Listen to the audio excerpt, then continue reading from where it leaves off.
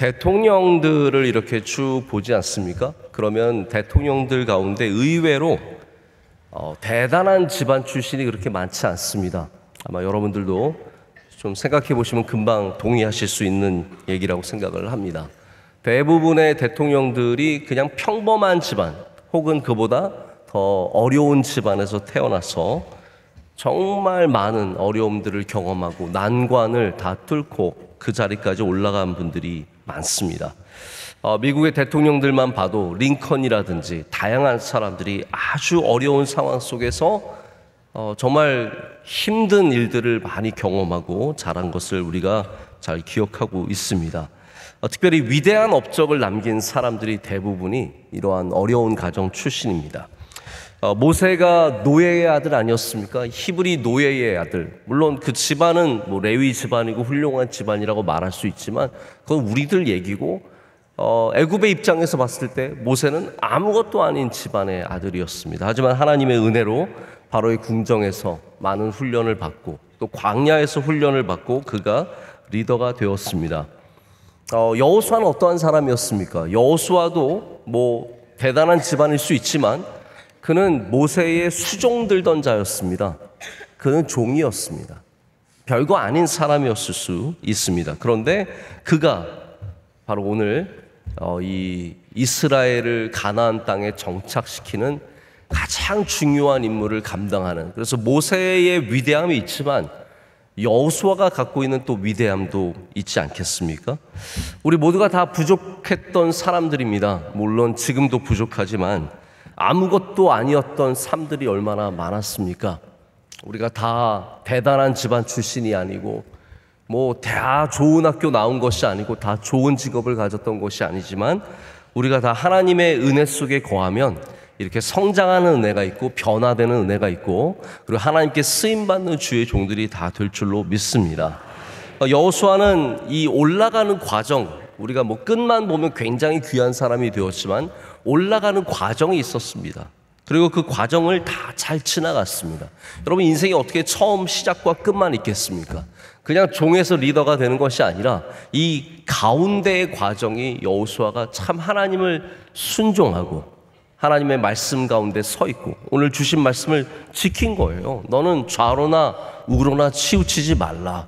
나의 율법책을 항상 묵상하며 지키라. 할렐루야. 이 말씀을 여호수아가 끝까지 붙잡았기 때문에 수많은 전쟁과 어려움과 환난 속에서도 그 믿음을 지켰을 뿐만 아니라 존경받는 여호와의 종으로서 그의 삶을 마칠 수 있었습니다. 저는 오늘 이 말씀을 통해서 여호수아가 어떠한 영적인 삶을 살았는지 우리가 좀 몇 가지를 함께 생각해 보고자 합니다. 여러분, 여호수아가 누구입니까? 다시 말씀드리지만 여호수아는 모세의 몸종 같은 사람이었습니다. 민수기 11장 28절은 여호수아가 젊었을 때부터, 아주 젊었을 때부터 모세를 곁에서 모셔왔다는 것을 볼 수 있습니다. 자, 여러분, 그런 생각 안 해봅니까? 내가 저 위대한 사람, 저 훌륭한 사람 옆에서 성장한다면 굉장히 많이 성장할 것 같죠? 근데 사실 다 그런 건 아닙니다. 정말 내 바로 옆에 위대한 세계적인 인물이 있어도 그 사람으로부터 배울 수 있는 사람도 있지만 전혀 배우지 못하는 사람도 많습니다. 그래서 이 교회의 맹점이라고 하기보다는 우리가 간과하는 부분이 어떤 부분이냐 하면 어떤 분들이 이렇게 생각해요. 이 교회는 훌륭한 목사님이 있으니까 내가 그 교회 가면 훌륭한 교인이 될 거다. 여러분, 이게 사실 은근한 착각입니다. 목사님이 훌륭한 목사님이셔서 내가 그 교회 가면 훌륭한 교인이 된다는 것은 저절로 일어나는 일은 절대로 아니라는 거예요. 훌륭한 목사님, 위대한 목사님, 정말 세계적인 영적인 리더, 그러한 교회에 가도 내가 하나님의 은혜를 경험하지 않고 말씀으로 순종하면 삶을 살지 않는다면 우리도 그와 같은 영성을 갖게 되는 것은 아니라는 겁니다. 모세가 위대한 사람이었지만 그 곁에 얼마나 많은 사람들이 엉뚱한 삶을 살았으며 하나님 원망하고 불평하고 전혀 잘못된 삶을 살지 않았습니까? 심지어는 그의 누이와 그의 형도 그를 비난하고 그를 불평하고 그러다가 하나님께 심판을 받는 일도 있지 않았습니까? 그렇기 때문에 여호수아가 된 것은 그냥 저절로 일어나는 사건은 아니었다는 겁니다. 여호수아의 뜻은 하나님이 구원하신다는 뜻입니다. 호세아와 같아요. 호세아와 같은데 구원이라는 뜻인데 호세아의 그러니까 하나님이라는 뜻이 들어가서 하나님이 구원하신다는 뜻이고, 우리가 신약으로 넘어가면 여호수아의 이름이 누구의 이름입니까? 예수님의 이름이에요. 그래서 예수는 히브리식으로 여호수아예요. 예수는 어디까지나 헬라식으로 부르는 이름이고, 하나님이 구원하신다는 뜻은 바로 이 여호수아입니다. 그만큼 여호수아 이름이 귀하고, 이 이름을 누가 지어줬을 것 같아요? 우리 학생들, 여호수아의 이름을 누가 지어줬어요? 네, 모세가 지어줬습니다. 모세가. 이 사람은 하나님이 구원하시는 것을 보여주는 증인이 되라라고 귀한 이름을 붙여줬습니다. 여러분, 우리도 이런 영적인 성장을 이루어내야 되지 않겠습니까? 우리도 이렇게 부족했던 사람이지만 하나님의 은혜로 성장해서 이렇게 귀한 하나님의 종이 되는 것 꼭 이루어내는 은혜가 있기를 간절히 소망합니다. 근데 이게 과수원에서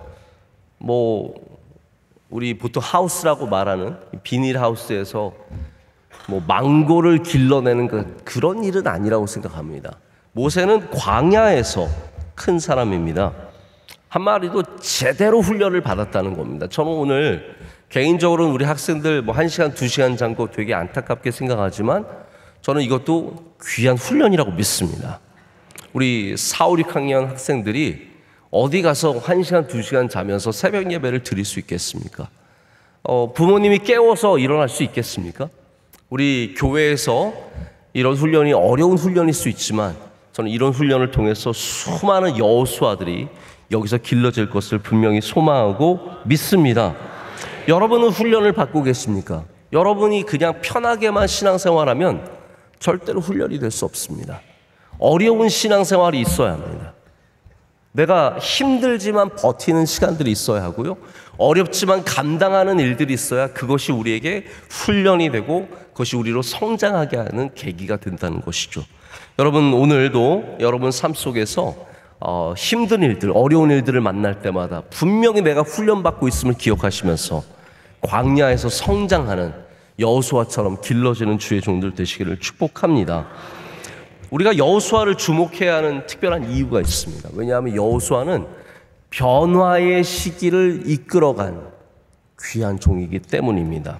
자, 변화의 시기가 얼마나 어려운 시기인지를 한번 생각해 보십시오. 한번 이렇게 생각해 보시면 좋을 것 같아요. 첫 번째 리더와 두 번째 리더가 똑같이 잘하는 경우를 여러분 보신 적이 있으십니까? 이게 역사적으로 아주 드문 일입니다. 한 나라에, 만약 이렇게 한번 생각해 보세요. 한 나라에 대통령이 있는데 이 대통령이 임기를 마치고 다음 대통령이 들어왔는데 이 전의 대통령과 이후의 대통령이 둘 다 잘한다. 이런 역사를 보신 적 있으십니까? 제가 볼 때 거의 우리 역사적으로 봤을 때 왕이든 대통령이든 연속으로 잘하는 경우를 저는 거의 본 적이 없습니다. 연속으로 한 번 잘하잖아요. 그 나라든 그 교회든 그 기업이든 그 가정이든 얼마나 놀라운 은혜를 경험하는지 모릅니다. 한 나라의 대통령이 대를 이어서 잘한다? 그러면 그 나라가 완전히 바뀔 수 있고요, 놀라운 성장을 이루어낼 수 있고 어마어마한 일들을 감당할 수 있습니다. 여러분, 혹시 여러분 가정도 부모님이 잘 믿었는데 아이들이 잘 믿는다? 여러분, 그거는 어마어마한 복인 줄 아셔야 돼요. 믿음이 한 대를 이어가는 게 3대는커녕요, 한 대를 이어가는 게 얼마나 어려운 일인지 모릅니다. 오늘 여러분이 만약에 여러분의 자녀와 함께 새벽을 깨우고 있다면 진짜 하나님께 감사해야 합니다. 이런 일은 드문 일이고요, 바라기는 여러분의 가정이 대를 이어서 쭉 정말 놀라운 믿음의 은혜를 경험하는 가정 되시기를 축복합니다. 그렇기 때문에 모세의 뒤를 이어서 여호수아가 이만큼 잘한 것은 기적입니다. 자, 보십시오. 사울 다음에 다윗이 나왔는데 다윗 다음에 솔로몬이 끝까지 잘했으면 이 나라가 완전히 일어섰을 것인데 솔로몬도 뒤로 가다가 완전히 무너졌습니다. 솔로몬 다음에 여로보암, 르호보암 나와서 나라가 뒤쪽으로 완전히 나누고요. 그 다음부터는 뭐 잘하는 사람이 없어요. 히스기야 다음에 누가 잘했습니까? 요시야 다음에 누가 잘했습니까? 그러니까 위대한 믿음의 왕 이후에 단 한 번도 이어간 사람이 없어요. 모세와 여호수아만이 바톤을 받고 주고받은 정말 위대한 리더들이었다는 것이죠. 이들은 출애굽했지만 40년 동안 광야에서 헤매다가 힘들게 한 세대를 보내고, 이 40년이면 30년이라고 한 세대보다 조금 더 되지 않습니까? 그러다 보니까 세대가 완전히 끝나버리는 거죠. 여기서 하나님의 백성을 훈련을 받았는데 이들은 여전히 애굽의 영향 속에 있었습니다. 제가 어렸을 때만 해도 일본에 우리가 지배를 받던 시대에 영향을 받은 어른들이 많이 있었어요.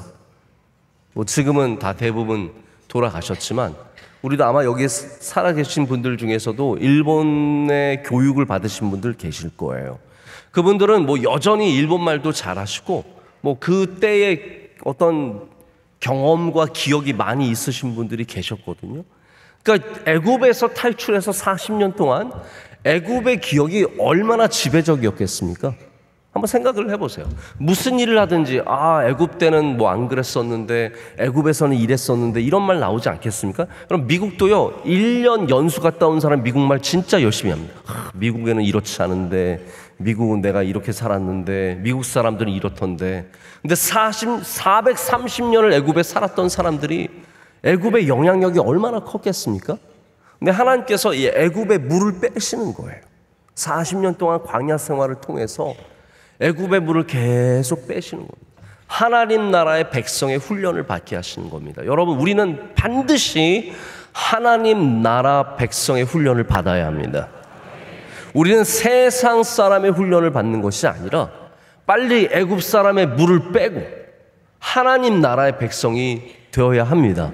우리의 왕이 하나님이심을 기억해야 되고, 우리가 하나님의 법칙에 맞게 살아야 하고, 하나님을 기쁘시게 하는 삶을 반드시 회복해야 이 광야를 지나갈 수 있는 겁니다. 그래서 하나님께서 이 1세대 모세를 쓰신 다음에 2세대 여호수아를 세우셔서, 여호수아의 영성은 그래서 뭐냐 하면 변화의 시기를 섬기는 영성입니다. 지금 여러분, 우리 이 시대가 그런 시대 아니겠습니까? 부흥의 시대가 어떻게 보면 좀 저물고 세속화의 시대에서, 탈종교의 시대에서 우리가 어떻게 믿음을 지키고 더 나아가서 우리 다음 세대를 더 부흥의 세대의 씨앗으로 삼을 것인가? 여러분, 이런 시대를 지나가기 위해서 우리가 다 여호수아의 영성을 닮아야 합니다. 쉽지 않습니다. 우리는 가나안 땅과 싸워야 합니다. 여리고를 무너뜨려야 하고, 아이성에서 시험 들면 안 되고, 이 수많은 가나안 족속들과 믿음으로 싸워야 하는 준비를 해야 되고, 그 시간을 지나가는 영성이 뭐냐라는 거예요. 이 변화의 시기에 수많은 변화가, 뭐 여러분 테크라고 하는 이 테크놀로지도, 기술도 얼마나 많이 변화했습니까? 제가 어렸을 때 없었던 것들이 지금은 다 전 세계를 지배하고 있습니다. 근데 우리가 지금 뭐 이제는 이렇게 살 것 같지만 10년 뒤에 또 어떻게 바뀔지 몰라요. 계속 변해가는 이런 세상 속에서 우리가 무엇을 의지하며 살아야 합니까? 여러분, 변화가 많을수록 변화가 없는 것이 무엇인지를 봐야 됩니다. 다시 말씀드립니다. 변화가 많을수록 변화가 없는 것이 무엇인지 봐야 하는데, 영원토록 변치 않는 것은 하나님밖에 없다라는 거예요. 하나님의 말씀. 여호수아가 이 변화의 시기를 지나간 것은 오직 하나님의 말씀을, 그래서 오늘도 하나님께서 그 율법을 다 지켜 행하고 우로나 좌로나 치우치지 말라. 여호수아가 그의 사역 내내 감당한 것이 바로 이거예요. 말씀을 지키고 우로나 좌로나 치우치지 말고, 그러면 가나안에 가도 승리하는 것이고, 할렐루야, 미국에 가도 승리하는 것이고, 일본에 가도 중국에 가도, 여러분 어느 곳에 가든지 변치 않는 이 하나님을 붙잡을 때 우리가 변화되는 곳에서 반드시 승리할 줄로 믿습니다. 여호수아의 영성을 한마디로 말하자면 순종입니다. 순종입니다.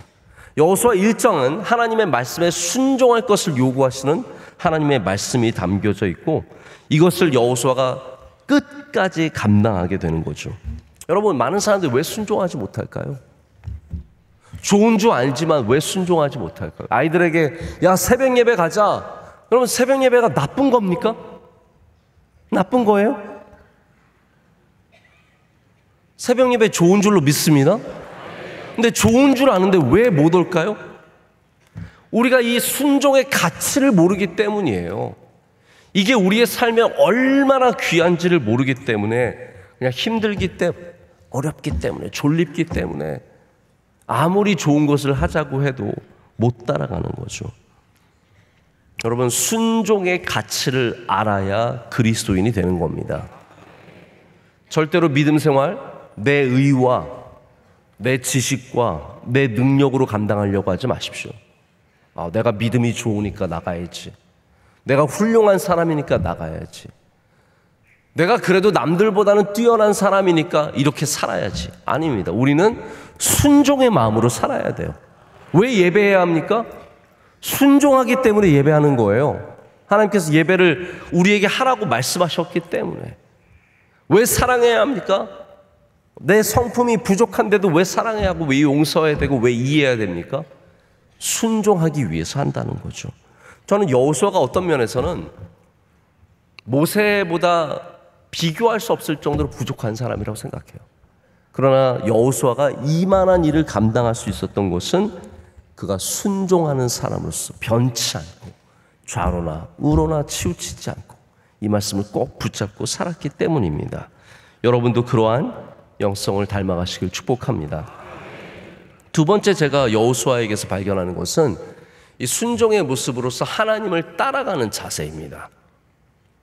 자, 모세, 여러분 기억하신 것, 제가 모세의 영성을 말씀드리면서 모세의 영성의 대표적인 게 뭐라고 말씀드렸냐면 하나님을 대면하는 영성이다라고 말씀드렸어요. 이 땅에 있었던 어느 선지자도 모세와 같이 하나님을 대면한 사람이 없습니다. 모세는요, 심지어 잠깐 하나님을 만나는 사람들은 있었겠죠.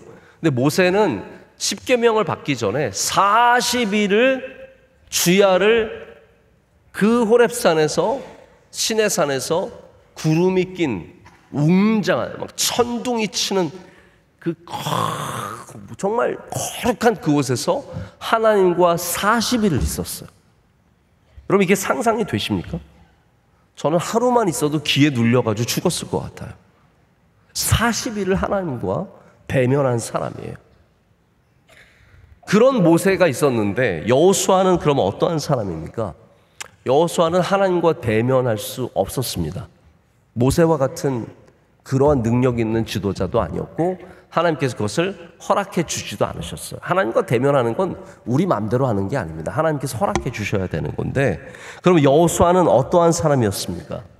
제가 볼 때 여호수아는, 모세가 하나님과 대면했다면 여호수아는 하나님의 뒤를 따라갈 줄 아는 사람이었습니다. 여러분, 이게 참 중요한 영성이라고 생각해요. 우리가 얼굴을 보는 영성이 되다는 것 같지만 하나님의 뒷모습을 따라가는 사람도 위대한 사람이 되는 겁니다. 하나님의 뒤만 따라갈 줄 알아도 우리가 좋은 성도들이 될 수 있다는 거죠. 여러분, 가만히 생각을 해보십시오. 우리가 사랑하는 사람들은 앞에 얼굴만 보는 게 아닙니다. 뒷모습도 볼 줄 압니다. 명성교회를 사랑하시는 분들은 명성교회의 앞모습으로만 기억하지 않습니다. 명성교회 하면 딱 떠오르는 게 우리 대부분 우리 쌍십자가와 우리 새로운 성전도 많이 보시겠지만 아무래도 구성전이 워낙 캐릭터가 강하기 때문에 우리 구성전을 통해서 명성교회를 기억하실 텐데, 그럼 명성교회를 많이 보신 분들은 뒷모습도 알아요. 그럼 명성교회 뒷모습 아세요? 잘 모르시죠? 우리 교회 옆모습 아세요? 얼마나 아름다운지 아십니까? 한번 요 옆으로 돌아가서 보세요. 저 뒤로 돌아가서 한번 보세요. 얼마나 아름다운지 모릅니다. 여러분들 주로 제 얼굴을 보시죠? 제 뒷모습도 나쁘지 않습니다. 하나님의 뒷모습은 어떤 모습일까요? 우리가 하나님의 뒤를 따라가 봐야 하나님의 뒷모습이 얼마나 아름다운지를 알 수 있게 됩니다. 하나님은 뒷모습이 아름다우신 분이십니다. 우리를 따라오라고 하시고 우리를 인도해 주시고 예전에 아주 오래전에 우리나라 교육방송 EBS에서 뒷모습 증후군이라고 하는 영상 캠페인을 한 적이 있습니다. 이게 무슨 얘기냐면 부모님들이 자녀들의 얼굴보다 뒷모습을 많이 보는 거예요. 왜냐하면 맨날 애들 태워다 주고 학교 가는 거 보고 학원 들어가는 거 보고 어디 교습소 들어가는 거 보고 계속 아이들 어디 올라가는 모습만 보니까 들어가는 모습만 보니까 이게 부모가 아이들의 뒷모습만 본다고 뒷모습 증후군 이야기를 한 적이 있습니다. 여러분 이거는 좀 약간 슬픈 이야기죠. 아이들의 얼굴을 보지 못하고 뒷모습만 보고 있다는 것. 하지만 우리 성도들은 그렇지 않습니다. 우리는 반드시 하나님을 따라가는 사람들이 되어야 합니다. 하나님보다 앞서지 말고 주님보다 앞서지 말고 그런 찬양이 있잖아요. 주님보다 앞서지 말고 주님의 뒤를 그 뒷모습을 사모하면서 따라가실 때 여러분 거기에 하나님 주신 놀라운 은혜가 있을 줄로 믿습니다. 마지막으로 여호수아는 강하고 담대한 영성을 가졌습니다. 자, 우리 어린이 여러분 마지막이라고 했어요. 이제 얼마 안 남았습니다. 자, 우리 자던 학생들은 계속 자고 깨어있는 학생들 조금만 더 깨어 있으면 됩니다. 마지막으로 여호수아는 강하고 담대한 영성을 가졌습니다. 강하고 여러분은 강하고 담대한 영성이 있으십니까? 오늘 이 말씀을 통해서 여러분들도 어떠한 삶의 자리에 있든지 다시 한번 강하고 담대한 영성을 가지시길 축복합니다. 하나님께서 오늘 두려워하며 놀라지 말라고 말씀하십니다. 실제로 본문에서 하나님께서 여호수아에게 강하고 담대하라는 말씀을 3번이나 하십니다. 6절에 하시고 7절에 하시고 9절에 하십니다. 여러분 만약에 여호수아가 가나안 전쟁을 앞두고 용기가 막 팽배해서 나는 다 할 수 있어 그런 생각을 갖고 있었다면 하나님께서 이런 말씀하지 않으셨을 겁니다. 우리 하나님은 우리의 마음을 아시잖아요. 하나님께서 여호수아에게 강하고 담대하라 두려워하지 말라고 한다면 그것은 이미 그 여호수아 마음 안에 두려움과 걱정과 아마 많은 생각들이 있었기 때문이었을 것입니다. 하나님께서 여호수아에게 그렇기 때문에 두려워하지 말고 강하고 담대하라라고 말씀하셨습니다. 그럼 여호수아가 어떻게 이 두려움을 떨쳐버렸을까요? 여러분 한번 생각해 보세요. 어떻게 이 두려움을 떨쳐버렸을까요? 수술을 앞두고 계시는 분들 어떻게 그 두려움을 떨쳐버릴 수 있을까요? 출산을 앞두고 있는 부모님들 어떻게 그 두려움을 떨쳐버릴 수 있을까요? 여러분 제가 그 답을 말씀드리기 전에 한번 이렇게 생각해 보시면 좋을 것 같아요. 만약에 불평이 있다면 어떻게 해야 그 불평이 사라질까요? 여러분 여기는 항상 반대의 힘이 필요합니다. 불평을 안 해야지 이걸로 불평이 안 되지 않습니다. 불평이 자꾸 입 밖으로 나오게 돼요. 어떻게 해야 되냐면요. 감사를 많이 해야 합니다. 감사를 많이 해야 불평이 사라집니다. 내가 어떻게 저 사람 미워하지 않을까? 미워하지 말아야지. 야, 저 사람 다음에 봐도 내가 미워하지 말아야지. 미워하지 않겠다는 다짐으로 미워지지 않습니까? 아닙니다. 미워하지 않으려면 사랑해야 합니다. 사랑해야. 그래서 우리 그리스도인들은 소극적인 방법이 아니라 적극적인 방법을 택해야 돼요. 두려움도 마찬가지입니다. 내가 두려워하지 말아야지, 두려워하지 말아야지. 그걸로 해결되는 마음이 아니라는 거죠. 우리가 두려워하지 않기 위해서는 가져야 하는 마음이 있습니다. 하나님이 지금 나와 함께 하신다는 믿음이 있어야, 그 믿음이 있어야 두려움이 물러가는 것이에요. 안개가 물러가는 것이 해가 떠서 그 빛을 비출 때 안개가 사라지듯이 우리 안에 있는 두려움과 걱정들, 근심들, 나쁜 마음들도 하나님의 임재가 우리 안으로 들어와야 이것이 물러간다는 거예요. 그럼 여호수아는 여러분, 우리가 어떻게 믿음 있는 사람인 줄 아는가 하면요, 그가 담대한 사람이 되었기 때문에, 그가 강하고 담대한 사람이 된 것은 그냥 내가 강해야지 담대해야지가 아니라 하나님이 함께 하심을 믿었기 때문이라는 겁니다. 그래서 오늘도 9절의 마지막 말씀이 무엇입니까? 그럼 마지막 말씀 다시 한번 읽어볼까요? 함께 읽어보겠습니다. 내가 내게 명령한 것이 아니냐? 강하고 담대하라. 두려워하지 말며 놀라지 말라. 내가 어디로 가든지 내 하나님 여호와가 너와 함께 하느니라. 아멘. 하나님께서 우리와 함께 하십니다. 그래서 제가 성경을 읽을수록 이 하나님 임재의 신학이 창세기부터 요한계시록까지 완전히 덮고 있는 거예요. 하나님은 우리와 함께 하시는 분이십니다. 그것이 끊임없이 반복해서 나타나는 거예요.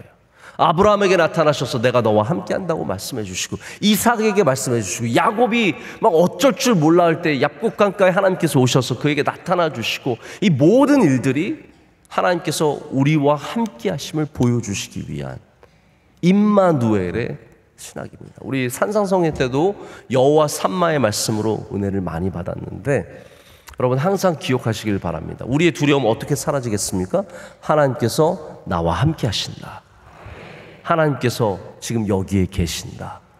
이 믿음으로 나아갈 때 우리가 여호수아처럼 가나안 땅에 들어가서도 강하고 담대한 마음으로 승리하는 주의 종들 될 줄로 믿습니다.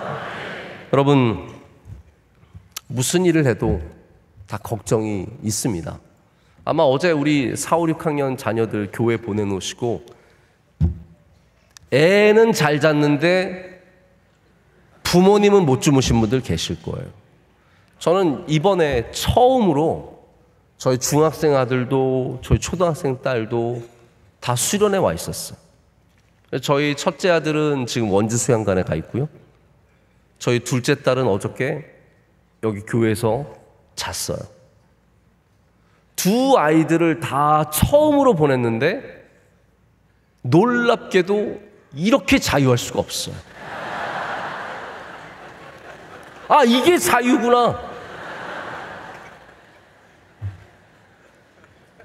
걱정이 되는 게 아니라 자유함이 저에게 있었어요. 저는 솔직히 제가 걱정 많을 줄 알아요. 저 약간 쫄보거든요.